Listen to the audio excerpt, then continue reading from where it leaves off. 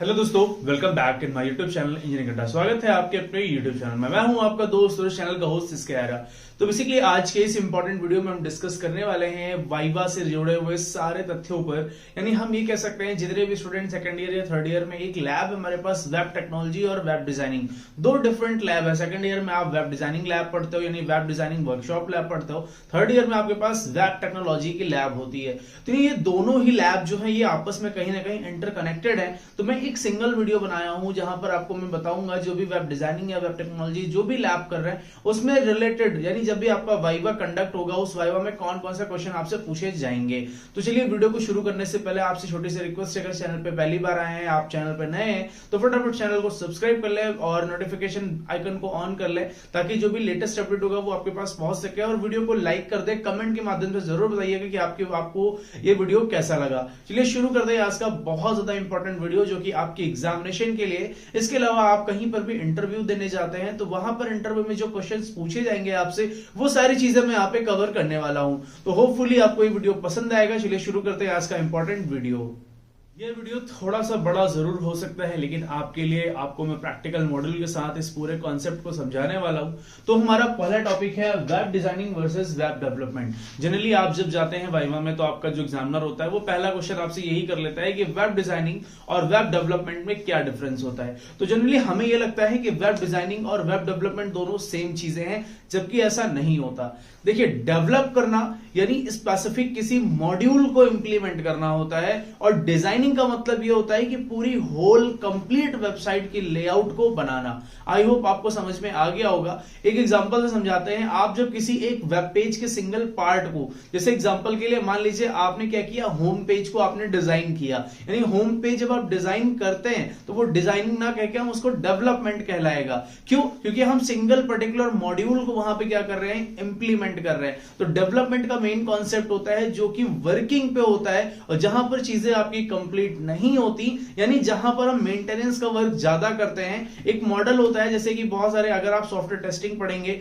Software engineering पढ़ेंगे तो वहां पर आपको SDLC software development life cycle पढ़ाई जाएगी। तो उस लाइफ साइकिल में मल्टीपल फेजेस होते हैं जिनको हम इंक्लूड करके अपने प्रोजेक्ट को बनाने की कोशिश करते हैं। तो वैसा ही हमारे पास यहाँ पे क्या होता है, डेवलपमेंट, यानी जो डेवलपमेंट का मेन कॉन्सेप्ट है वो छोटे छोटे मॉड्यूल्स को इंप्लीमेंट करना होता है। जबकि जो हमारे पास वेब डिजाइनिंग है, डिजाइनिंग का कॉन्सेप्ट क्या है कि होल वेबसाइट को आपको इंप्लीमेंट करना, यानी आपकी लेआउट कैसी दिखेगी, उसका रिस्पॉन्स कैसा होगा, कौन सी टेक्नोलॉजी किस तरह से काम करेगी, उसका प्रीव्यू कैसा होगा, उसका इनकम सोर्स क्या होगा, उसका आउटकम सोर्स क्या होगा, उसकी बाउंडिंग कैसी होगी, उसकी सिक्योरिटी कैसी होगी, ये सारी चीजें, एसएसएल सर्टिफिकेशन होगा कि नहीं होगा, ये ओवरऑल कौन से डोमेन को हम यूज करेंगे, सब कुछ इसमें आ जाता है आपका वेब डिजाइनिंग में। तो होपफुली आपको चीजें क्लियर हो गई होंगी। अभी मैंने डीएनएस की बात करी तो एक टॉपिक हम आपको और समझा देते हैं कि जो डीएनएस है, जिसको डोमेन नेम सिस्टम कहा जाता है, ये भी आपके एग्जाम में कई बार आपके वाइवा में पूछ लिया जाता है कि what do you mean by DNS, what is difference between private IP and public IP. यानी हमारे पास आईपी से रिलेटेड भी क्वेश्चंस आते हैं, इसको भी मैं आपको समझाऊंगा अभी। तो डीएनएस समझ लेते हैं पहले। देखिए, डीएनएस क्या है, डोमेन नेम सिस्टम। इसका काम क्या होता है, जनरली जो हमारा डीएनएस है, ठीक है, जो डोमेन नेम सिस्टम है, जैसे कि कोई मैं एग्जांपल ले लेता हूं, मैंने यहां पे ले लिया www.google.com। क्लियर? अब इस google.com की एक कोई स्पेसिफिक आईपी होगी, मान लेते हैं यहां पे मैं ले लेता हूं 192.168.41.11। अब हर एक स्पेसिफिक यूजर के डोमेन की एक स्पेसिफिक आईपी एड्रेस होता है जिसे हमें याद कर पाना हमारे लिए फिजिबल नहीं है। यानी आज की डेट में लाखों करोड़ों वेबसाइट्स हमारे इंटरनेट पर रन कर रही हैं और हर वेबसाइट की आईपी एड्रेस हमें याद हो, ये पॉसिबल नहीं है। तो हम क्या करते हैं, डीएनएस की मदद से इस आईपी को एक नेम में कन्वर्ट करते हैं जो डोमेन नेम कहलाता है, और वापस जब हम इसको रन कराते हैं तो ये नेम वापस से आईपी में कन्वर्ट हो जाता है। यानी एक ऐसा कह सकते हैं ट्रांसलेशन जो कि डोमेन नेम और डोमेन आईपी के बीच में होता है, नेम से आईपी और आईपी से नेम, यही होता है हमारा डोमेन नेम सिस्टम। ठीक है, डोमेन हमारे भी कई टाइप के होते हैं, मल्टीपल टाइप के होते हैं। जैसे कि हमारा पहला है जेनरिक डोमेन। जेनरिक डोमेन का मतलब होता है वो सारे डोमेन्स जो जनरल पर्पस के लिए हम अपनी लाइफ में यूज करते हैं। फॉर एग्जाम्पल .com, कॉम का मतलब क्या है, कॉमर्शियल। ठीक है, .mil, मिल का मतलब क्या है, मिलिट्री। .edu कई बार आपने वेबसाइट में देखा होगा, तो इसका मतलब है एजुकेशनल पर्पस के लिए यूज करने वाला डोमेन। कई बार हम देखते हैं .gov का मतलब क्या है, गवर्नमेंट। कई बार हम देखते हैं .gov.in, तो .gov.in का मतलब है गवर्नमेंट इन इंडिया। ठीक, तो जो IN है, बेसिकली जहां पर IN वर्ड यूज हो रहा है, ये भी मैं समझा देता हूं आपको। जैसे एग्जांपल के लिए IN यूज होता है, कहीं कहीं पर CA यूज होता है, .in .ca।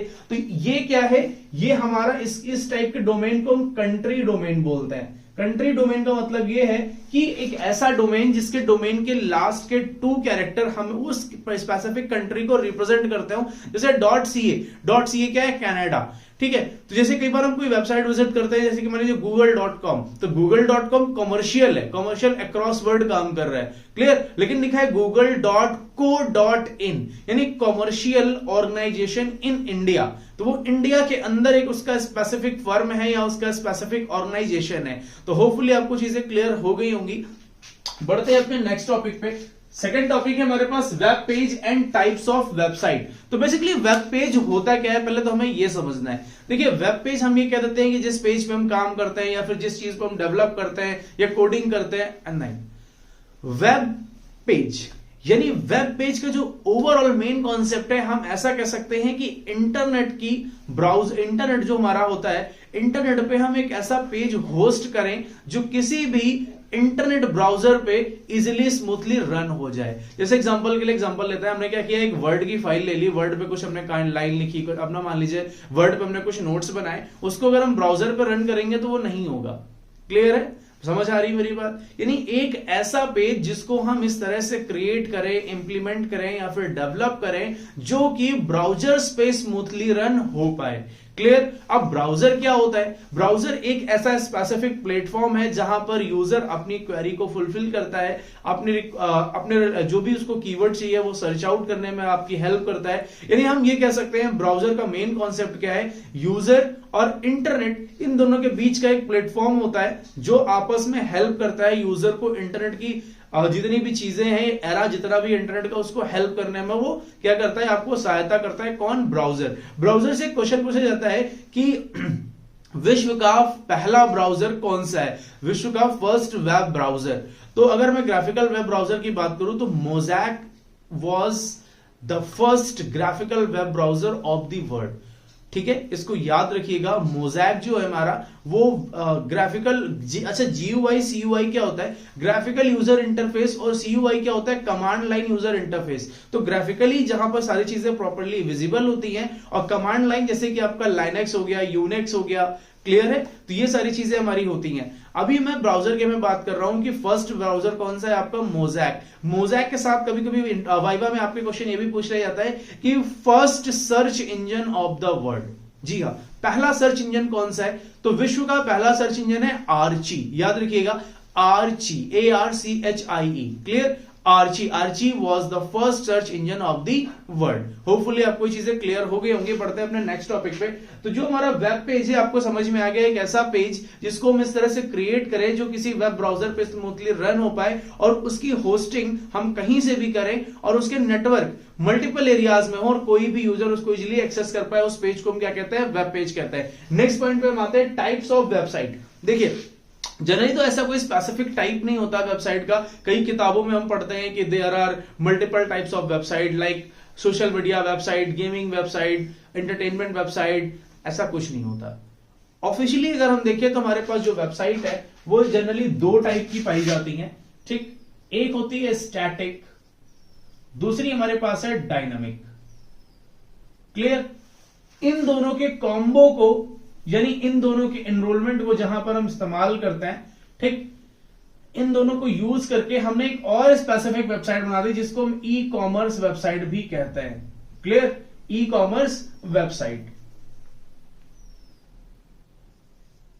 ठीक, अब देखो स्टैटिक वेबसाइट क्या होता है, एक ऐसी वेबसाइट, एक फुल फ्लेज वेबसाइट जहां पर चीजें आपको केवल इन्फॉर्म करने के लिए बनाई जाती हैं।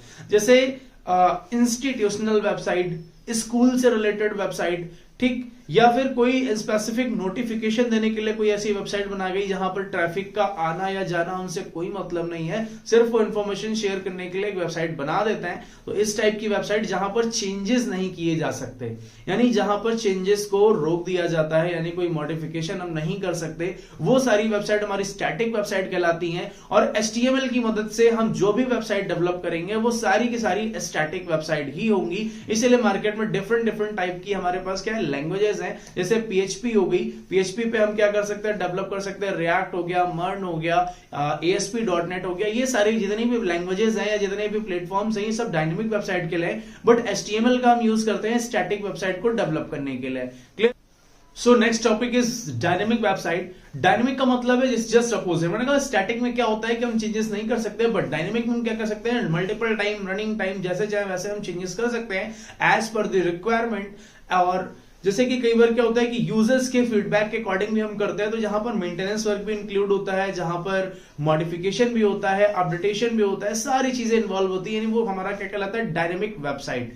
क्लियर? होपफुली आपको क्लियर हो गया होगा। थर्ड हमारे पास है ई कॉमर्शियल वेबसाइट। देखिए, e commercial website is the part of dynamic website. But अगर हम ई कॉमर्शियल की बात करें, आपको समझाने की कोशिश करें, तो इसका मेन रोल होता है जब ये वेबसाइट आपके पास आती है तो ये स्टैटिक फॉर्म में होती है, बट इसके कुछ फीचर्स को इनेबल करने के बाद, एक्सेस करने के बाद, वो वेबसाइट आपके पास डायनेमिक टाइप में काम करना शुरू कर देती है। जैसे एग्जांपल के लिए मैं फ्लिपकार्ट का एग्जांपल ले लो। Flipkart is the example of e commercial website. Flipkart पे जो प्रोडक्ट आपको दिखाया जाता है आप देख सकते हैं, लेकिन उस प्रोडक्ट की प्रॉपर इंफॉर्मेशन ना तो आप ले सकते हैं, ना अपनी इंफॉर्मेशन उनको शेयर कर सकते हैं। उस प्रोडक्ट से रिलेटेड जो भी इंफॉर्मेशन आपके पास आपके स्क्रीन पे विजिबल कराई जाएगी, आप बस उतना ही एक्सेस कर सकते हैं। लेकिन जैसे ही उसको ऐड टू कार्ट करते हैं, ठीक है, ऐड टू कार्ट परचेज करने के लिए जैसे ही ऐड टू कार्ट करते हैं, तो उस प्लेटफॉर्म का जो लुक है वो डिफरेंट हो जाता है। आप अपना जो भी कह सकते हैं, अपना एड्रेस, अपनी कॉन्टेक्ट डिटेल, अपनी सारी चीजें उनको फिल करके अपना डेटा ट्रांसफर करने के लिए आप एलिजिबल हो जाते हैं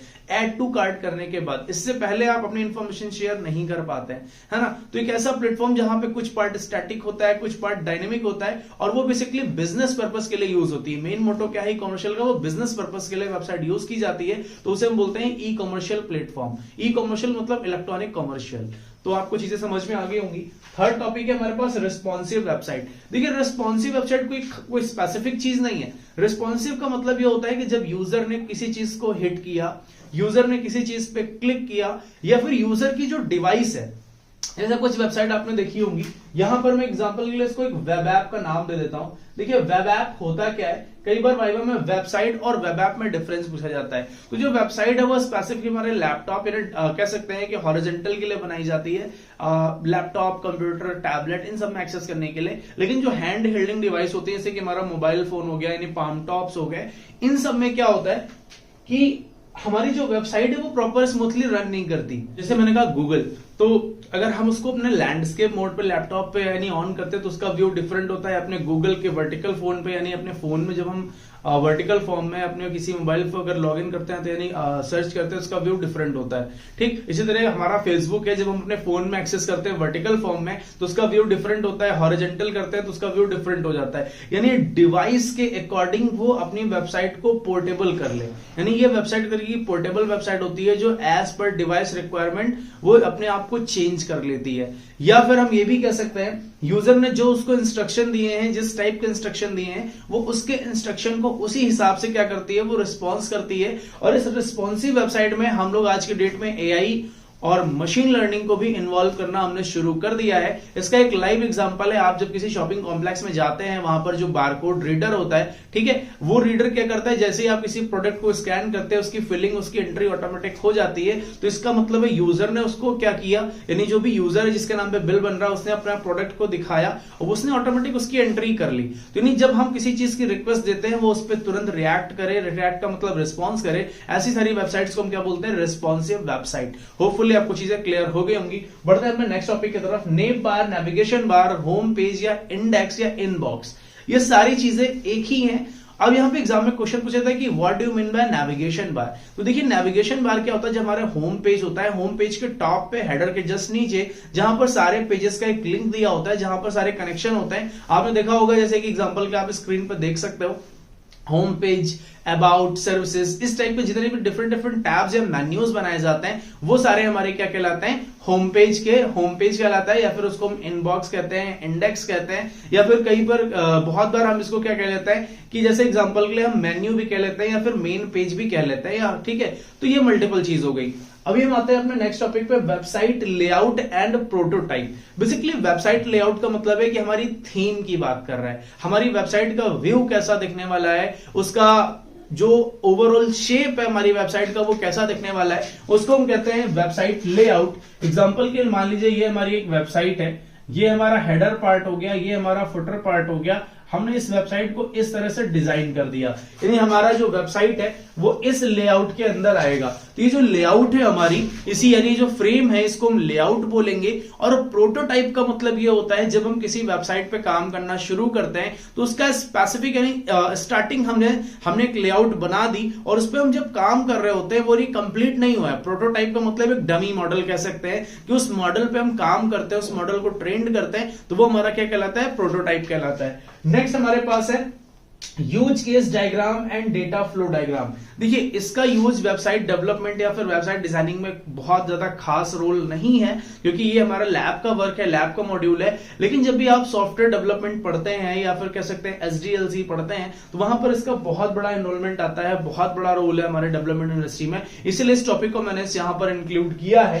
तो use case diagram, use case का मतलब ये होता है कि जो यूजर है वो आपकी वेबसाइट को किस तरह से यूज करेगा उसका प्रॉपर एक फिगर आपको बना के देना होता है। जैसे कि सी लैंग्वेज आप लोगों ने पढ़ा होगा तो सबसे पहले हमको पढ़ाया जाता है फ्लो चार्ट, यानी हमारा प्रोग्राम कैसे कैसे काम करेगा, फिर उसका एल्गोरिथम, ठीक है। तो पहले हम पढ़ते हैं फ्लो चार्ट, फिर पढ़ते हैं एल्गोरिथम, उसके बाद हमें मिलता है सूडो कोड, जिसके बाद फाइनली हम कोडिंग करके इंप्लीमेंट करते हैं। तो उसी प्रकार से हमारे पास क्या होता है, यूज केस डायग्राम, यानी हम यूजर को एक यूजर मैनुअल देते हैं जहां पर एक ग्राफ दिया जाता है, एक पिक्चर बनाई जाती है जिसमें ये लिखा होता है, एक इमेज होती है जिसमें ये बताया जाता है कि यूजर इस पॉइंट के थ्रू या इस मॉडल के थ्रू या इस वेब पेज के इस पर्टिकुलर फीचर के थ्रू ये चीज एक्सेस कर सकता है। तो वो हमारा होता है यूजर मैनुअल। जब उसको ग्राफिकली प्रेजेंट करते हैं तो वो हमारा हो जाता है यूज केस डायग्राम। अगला है हमारे पास DFD, जिसको हम डेटा फ्लो डायग्राम भी कहते हैं। डेटा फ्लो डायग्राम का मतलब मैं ये समझा दूं, अगर एग्जांपल के लिए आपको वोटिंग करने जाना है तो हमारी कंडीशन ये है कि आप 18+ हो, ठीक, या फिर एटलीस्ट 18 हो। तो उस केस में हम क्या करते हैं, एक पैनल बनाते हैं। सबसे पहले मैंने कहा कि आप मान लीजिए आपको अपना क्या करना है कि जो वोटर आईडी कार्ड यानी जो फॉर्म है वो फिल करना है। तो उसका रूल क्या हो गया, सबसे पहले यूजर जिसका वोटर आईडी बनना है वो अपनी सारी डिटेल फिल करेगा। डिटेल फिल होने के बाद वो आधार यानी UIDAI में जाएगा, ठीक, यानी यहां पर unique identification authority of India के पास जाएगा, वो इसको वेरीफाई करेगा। फिर अगले 48 डेज में इनका वेरिफिकेशन कोड आएगा। यानी इस तरीके का एक लेवल जहां पर स्टेप बाय स्टेप प्रोसेस हो रहा है उसको एक फ्लो डायग्राम में दिखाना ही हमारा डेटा फ्लो डायग्राम कहलाता है। और इसके 3 लेवल्स होते हैं, लेवल 0, लेवल 1, लेवल 2, ठीक है। तो ये लेवल्स क्या होते हैं कि अगर जैसे कि मान लीजिए किसी भी मॉडल के अंदर के डिटेल्ड यानी डेप्थ नॉलेज वो लेवल के अकॉर्डिंग बढ़ती है। अब आते हैं अपने नेक्स्ट टॉपिक पर, use of JavaScript and HTML। Basically use of JavaScript and HTML। अच्छा, एक क्वेश्चन और आता है आपके एग्जाम में कि हु वाज इन्वेंटेड जावास्क्रिप्ट। तो याद रखिएगा ब्रेंडन ईच ने बनाया था। कई बार इसका हिस्ट्री भी पूछ लेता है कि कैसे बना। जैसे सिमिलरली HTML की अगर मैं बात करूं तो HTML का पूरा नाम क्या है, hyper text markup language. Hyper का मतलब होता है लिंक, टेक्स्ट का मतलब आप सभी जानते हैं, मार्कअप मतलब होता है बिल्डअप यानी क्रिएट यानी डेवलप या इंप्लीमेंट करना एक लैंग्वेज, क्लियर। तो HTML से पहले जो एक लैंग्वेज थी उसका नाम है SGML, ठीक, standard generalized markup language. Exam में कई बार आपके बारे में पूछ लेते हैं कि SGML और HTML में क्या डिफरेंस है। और SGML से पहले जो लैंग्वेज आई उसका नाम था GML, जनरलाइज्ड मार्कअप लैंग्वेज। तो इन चीजों को ध्यान रखिएगा। अगला हमारे पास HTML और HTML5 में क्या डिफरेंसेस हैं। देखिए HTML और HTML5 से जनरली हमें सिंपल सा पता चल रहा है कि इन दोनों में वर्जन्स का डिफरेंस है। HTML हमारा पुराना है और HTML5 हमारा अपडेटेड वर्जन का है जिसमें कुछ एक्स्ट्रा ऑर्डिनरी टैग्स को इन्वॉल्व किया है। जैसे कि HTML में हमें उन कोड को लिखने के लिए मल्टीपल टैग्स का इस्तेमाल करना पड़ता था और प्रॉपरली वो अपने ब्राउजर पे रन भी नहीं कर पाते थे, हर ब्राउजर को एग्जिस्ट नहीं कर पाते थे। तो इसलिए HTML5 आया और HTML5 में कुछ एडिशनल टैग्स को इन्वॉल्व किया गया। नेक्स्ट है हमारे पास एडिटर। बेसिकली एडिटर क्या होता है, एडिटर का मतलब यह है कि जहां पर यूजर अपने किसी भी कोड को राइट कर रहा होगा, जैसे इसको हम आईडीई बोलते हैं, ठीक, इंटीग्रेटेड डेवलपमेंट एनवायरनमेंट। एग्जांपल के लिए नोटपैड प्लस प्लस, सबलाइन, आप VS कोड यूज करते हैं, विजुअल स्टूडियो यूज करते हैं, तो ये मल्टीपल टाइप के क्या है, टेक्स्ट एडिटर हैं, जहां पर यूजर अपने प्रोग्राम यानी अपने कोड को लिखकर इंप्लीमेंट करके उनको रन कराता है, तो इन्हीं को बोलते हैं आईडी या फिर text editor. Clear. Next topic है हमारे पास HTML टैग्स एंड एट्रीब्यूट। तो इनको हम आपको डिटेल से समझाते हैं कि ये होते क्या है। यहां अगर हम बात करें HTML टैग्स की, तो अगर मैं यहां पर HTML को डिवाइड करूं कि HTML है क्या और कितने टाइप के टैग्स है हमारे पास, तो हमें यह ध्यान रखना है कि हमारे पास जनरली 2 टाइप के टैग्स होते हैं HTML में, ठीक है। एक हमारे पास होता है जिसको हम बोलते हैं कंटेनर टैग, ठीक, कंटेनर। दूसरा हमारे पास होता है एम्प्टी टैग। अभी समझाते हैं ये है क्या। कंटेनर का मतलब ऐसा कह सकते हो, एक आपके पास डिब्बा है और इस डिब्बे का आपके पास एक ढक्कन होगा, यानी कह सकते हैं कि किसी एक इसके पास ओपन टैग होगा और एक इसका क्लोजिंग टैग होगा। इसी टाइप के सारे टैग को हम कंटेनर टैग कहते हैं। और एम्प्टी टैग एक ऐसा टैग होता है जहां पर इसको क्लोज करने की कोई खास जरूरत नहीं होती। तो चलिए समझ लेते हैं कंटेनर टैग कौन कौन से हमारे पास। कोई भी टैग ले लेते हैं, जैसे कि मान लीजिए HTML एक टैग है, ठीक, इसी तरह बॉडी टैग हो गया।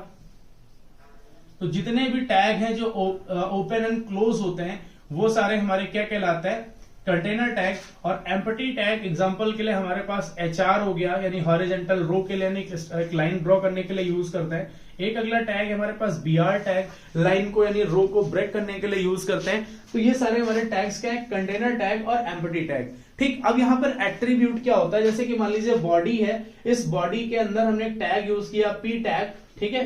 P टैग के अंदर मैंने ABC लिख दिया। ये जो ABC हमने लिखा है ये हमारा क्या हो जाएगा, एट्रीब्यूट हो जाएगा। क्लियर। यानी इस एट्रीब्यूट को हम एक तरीके से हम बोल सकते हैं एलिमेंट, ठीक। अब इस एलिमेंट को मेन जो रोल होगा एट्रीब्यूट का वो क्या होगा उसको समझ लेते हैं। जैसे कि मान लीजिए इस टेक्स्ट को हमें अपने अकॉर्डिंग क्या करना है, मॉडिफाई करना है। तो मैंने क्या किया, इसी पैराग्राफ टैग के अंदर आके मैंने यहाँ पे स्टाइल लगा दिया, यानी CSS लगा दिया और CSS की कुछ प्रोग्राम को इंप्लीमेंट कर दिया, देन पैराग्राफ टैग को कंप्लीट कर दिया। तो ये जो कंटेंट होगा, ये जो एलिमेंट होगा, इस पे स्टाइल की प्रॉपर्टी जो CSS की प्रॉपर्टी वो इस पे क्या हो जाएंगी, इंप्लीमेंट हो जाएंगी। तो इसका व्यू क्या हो जाएगा, डिफरेंट हो जाएगा। ये हमारा क्या कहलाएगा, एट्रीब्यूट। क्लियर। अभी हम नेक्स्ट चीज और समझते हैं। ये जो हमारे पास डिफरेंट डिफरेंट टैग्स है, यहां पर एक क्वेश्चन हमारे वाइवा में और आता है कि हेडिंग टैग क्या होता है। तो हेडिंग टैग H1 से लेकर के H6 के बीच में होते हैं। H1 हमारी सबसे बड़ी हेडिंग होती है, ऐसे ही करते करते H6 हमारी सबसे लोवेस्ट हेडिंग होती है। अब यहां पर अगला क्वेश्चन आपसे पूछा जाएगा कि फॉर्मेटिंग टैग्स क्या होता है। फॉर्मेटिंग टैग का मतलब है किसी भी कंटेंट को अपने अकॉर्डिंग फॉर्मेट करना। जैसे कि एग्जांपल के लिए पहला टैग है आपके पास B टैग यानी bold tag, italic tag, underline tag, font tag, ठीक है। इसके अलावा हम यूज यहां पे करते हैं बिग टैग, स्मॉल टैग, ठीक। इसी के अलावा हम यहां पर बहुत सारे डिफरेंट डिफरेंट टैग्स हैं, जैसे कि एक हम यूज करते हैं सब टैग यानी सब स्क्रिप्ट के लिए, जैसे कि मान लीजिए H2O, यानी इस टाइप के कंटेंट को लिखने के लिए सब स्क्रिप्ट यूज करते हैं। अगला है सब स्क्रिप्ट यानी सुपर स्क्रिप्ट, तो इसको पावर के लिए लिखने के लिए यूज करते हैं, जैसे H² लिखना है। तो इस तरह से मल्टीपल टैग्स को हम यूज करते हैं। एक टैग है हमारे पास स्ट्राइक टैग, कभी कभी वाइवा में ये भी पूछ लेता है कि स्ट्राइक टैग क्या होता है। जैसे कि मान लीजिए हमने लिखा MRP 999, अगर इसको हमें क्रॉस करके 555 लिखना है तो इस क्रॉस वाली लाइन के पार्ट को बनाने के लिए हम स्ट्राइक टैग का यूज करते हैं, ठीक। तो यानी फॉर्मेटिंग टैग ये सारे हमारे पास टैग्स होते हैं, ठीक है। लास्ट टॉपिक है हमारे पास CSS। देखिए CSS क्या होता है। CSS सबसे पहले आपसे फुल फॉर्म पूछेगा what do you mean by CSS। तो बेसिकली CSS क्या है हमारा, एक ऐसा कह सकते हैं कि एक प्रोग्राम होता है जो किसी भी वेब पेज के स्पेसिफिक मॉड्यूल को ब्यूटीफाई करने के लिए या फिर उसके लुक को अट्रैक्टिव बनाने के लिए हम यूज करते हैं, ठीक। तो ये हमारा क्या होता है CSS, इसको भी समझ लेते हैं डिटेल से। लास्ट टॉपिक है हमारे पास CSS कैस्केडिंग स्टाइल शीट। तो बेसिकली अगर स्टेट की हम बात करें तो ये हमारे पास 3 टाइप की सीएसएस होती है। यहां पर एग्जाम में आपसे 2 टाइप के क्वेश्चन पूछे जाएंगे। पहला क्वेश्चन कि सीएसएस क्या होता है, तो मैंने भी बताया कि CSS is a specific program which is used to beautify your HTML content. Clear? तो ये हमारे किसी भी पेज को यानी अट्रैक्टिव बनाने के लिए हम सीएसएस को यूज करते हैं। तो पहला जो हमारे पास टाइप है उसको बोलते हैं इनलाइन सीएसएस। दूसरा हमारे पास जो है वो है इंटरनल सीएसएस। कई बार आपका जो एग्जामिनर होता है वो आपसे प्रोग्राम लिखने के लिए भी कह देता है और आपके वाइवा में एग्जाम में क्वेश्चंस भी आते हैं। लास्ट है हमारे पास एक्सटर्नल सीएसएस। ठीक, इनलाइन हम यूज करते हैं स्पेसिफिक किसी कोई हमारा टैग है, उस टैग के अंदर हम क्या करते हैं, यूज करते हैं अपने स्पेसिफिक कोड को, तो वो हमारा क्या होता है इनलाइन। यानी किसी लाइन के अंदर एक चीज और है, इन तीनों सीएसएस के अंदर सबसे ज्यादा पावरफुल सीएसएस कौन सा होता है, इनलाइन। अगर इनलाइन सीएसएस की प्रॉपर्टी यानी इनलाइन का प्रॉपर्टीज आपने कहीं लगा दिया है तो बाकी आप कोई भी प्रॉपर्टी लगाइए वो वर्क नहीं करेगा। तो inline is more powerful comparison between internal external CSS. Clear? Second है हमारे पास इंटरनल। इंटरनल में क्या होता है, जो हमारा हेड टैग होता है, ठीक है, जो हमारा हेड टैग है, हेड टैग के अंदर एक टैग हम बनाते हैं स्टाइल टैग, और सारी सीएसएस को हम स्टाइल के अंदर इंप्लीमेंट कर देते हैं। क्लियर? तो ये जो हमारा पार्ट है वो हमारा क्या कहलाता है, इंटरनल सीएसएस। लास्ट हमारे पास एक्सटर्नल सीएसएस।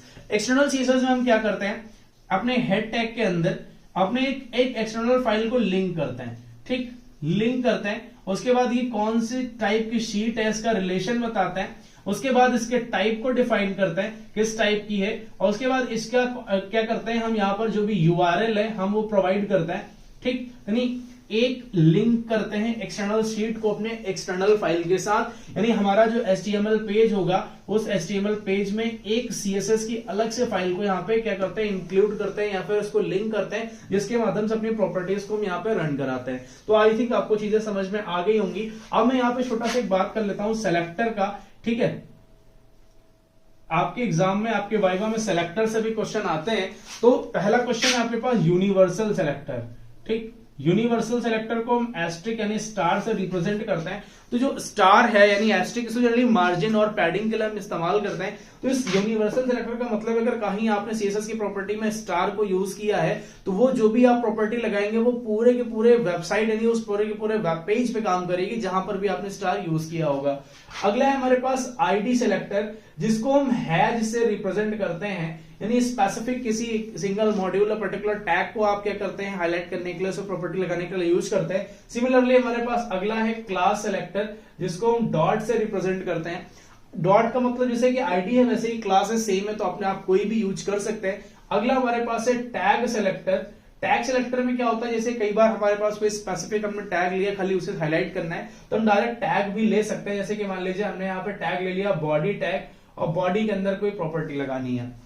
ठीक, अगला हमारे पास है एट्रीब्यूट सेलेक्टर, या फिर हम कह सकते हैं कि ग्रुप सेलेक्टर। तो ग्रुप सेलेक्टर का मतलब ये होता है, जैसे कि मान लीजिए हमने 3 हेडिंग यूज करी, H1, H2 और H3। इन तीनों पे प्रॉपर्टी लगानी तो हम कॉमा लगा करके एक साथ ये लिख करके हम इस पे प्रॉपर्टी लगा सकते हैं। तो उम्मीद करता हूं ये वीडियो आपके लिए बहुत हेल्पफुल रहा होगा, और प्लीज आप लोग कमेंट करके जरूर बताइएगा कि आपको वीडियो कैसा लगा। और अगर आपकी कोई डिमांड है तो आप कमेंट करके बता सकते हैं, तो मैं उस पर वीडियो बनाने की कोशिश करूंगा। तो होपफुली आपको वीडियो अच्छा लगा होगा। मिलते हैं अपने नेक्स्ट वीडियो में, तब तक के लिए जय हिंद, जय भारत।